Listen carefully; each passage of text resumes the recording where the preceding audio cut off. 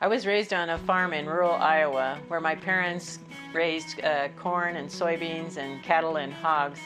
So it was a huge culture shock for me to go to a big city of Houston for graduate school. And while I've adapted to living in a city, I still maintain my country roots. My husband and I own farmland in Iowa that my brother farms along with his farm and my parents. My father got his private pilot's license when I was 10 years old, and it was the first flight I had ever had in an airplane, and I loved it. I raised a lot of chickens and sold them for $2 a piece before I had enough money to pay for my private pilot's license with my chicken money. I shared my dream of wanting to become an astronaut with Dr. James Van Allen, the discoverer of the Van Allen radiation belts. And he told me he really didn't think being an astronaut was really all that important long term, that it wasn't really necessarily a good profession.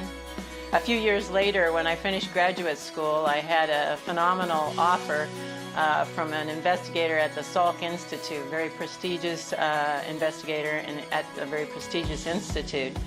But I called him up to tell him I was turning him down to take a postdoctoral fellowship at the Johnson Space Center. And he said I was making the biggest mistake of my life.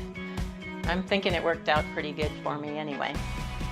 I love landscaping and gardening, so much so that some people consider it an obsession. I am by nature an introvert, but over the years I have actually found that it really is worth the effort to work outside of my comfort zone and in order to be able to influence people and policies.